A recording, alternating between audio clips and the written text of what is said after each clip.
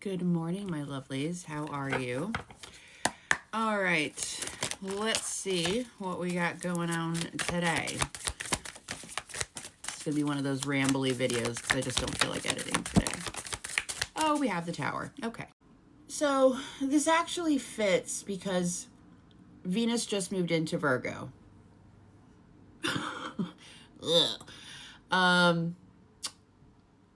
Venus in Virgo has a reputation for making us kind of audit or edit everything.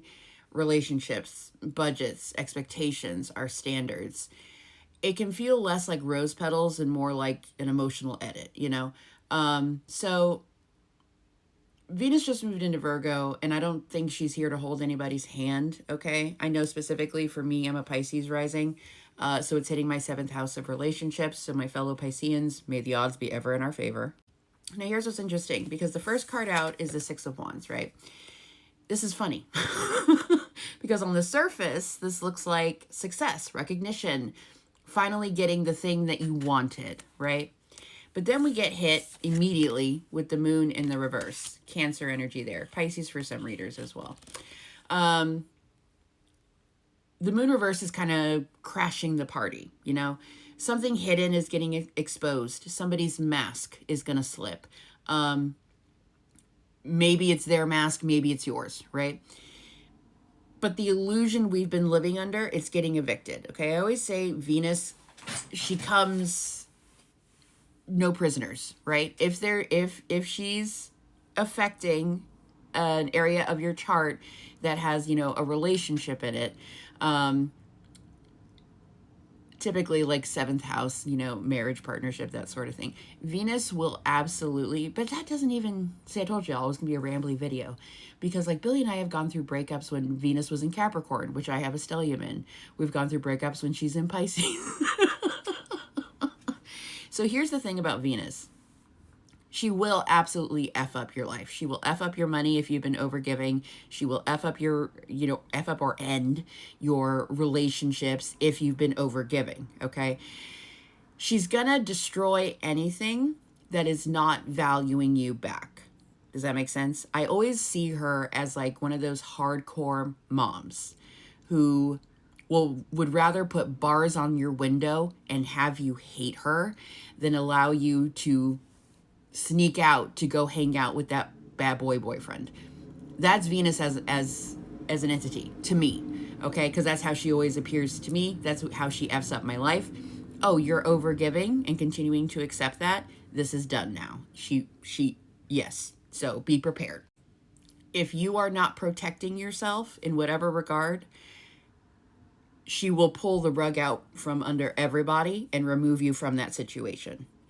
So whatever illusion we've been living under, however we've been overgiving of ourselves, Venus is not going to have that. It's getting evicted, okay? Now, after the moon reversed, we get the 5 of Swords and the Tower. Sorry. Now, this doesn't necessarily scream breakup or losing your job, okay? Necessarily. It's screaming like a truth you can no longer negotiate with, if you feel me. So this is the fight and this could be with a boss. This could be with a friend, okay? With your mom. But this is like the fight that you've been avoiding. This is the red flag that you've been painting green in hopes it's going to be okay. The job you've outgrown, the situationship that's been surviving on potential instead of reality, okay? All of that shit that's underneath you that you've been overgiving to, Venus is going to take it away. Now, I know I always say this, and I know a lot of people are just like, ugh, I get it. But tower moments are not punishment, okay? As much as they may feel that way.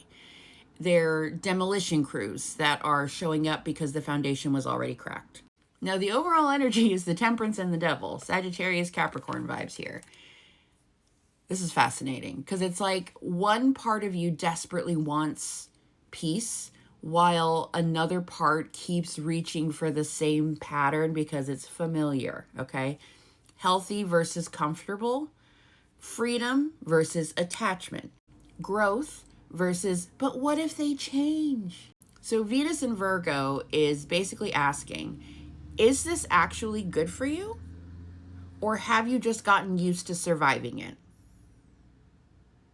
Yeah. The advice. is the Eight of Swords and the Death card. Scorpio vibes there. Stop convincing yourself you're trapped. You're not. The cage that you're in is largely built on old beliefs, old fears, and old stories that you've been repeating for so long that they sound like facts to you, right? Things like, I always get cheated on. No one's ever gonna love me. I'm never gonna make more money than this. Those. Now, the Death card here, it's not asking you to lose everything, okay? It's asking you to stop dragging a version of yourself into this next chapter that has already expired. Now, here's the interesting part. Because what you don't see coming is the Knight of Wands and the Knight of Cups. Whatever situation you're in, okay, that Venus is knocking down, her destruction of it is actually going to benefit you. It's going to hurt, but it's going to benefit you in the long run. So, Knight of Wands, Knight of Cups. This is two messengers, right? This is two opportunities, potentially two people. Or this is one person who finally stops sending mixed signals and actually makes a friggin' move. Either way, after all this like uncomfortable clearing, things are going to start moving again. Because let's be real, sometimes the universe, has to clear the traffic jam, right? Before it can send the next blessing down the road. Amazon's trying to get to you, but the universe has to clear the jam first. Venus in Virgo isn't here to ruin your love life. It's gonna feel like that, trust. But she's here to make sure that your next chapter, okay, is built on truth instead of fantasy. You might want to save this video. I have a feeling it's going to make a lot more sense for all of y'all by the end of the week. Good luck.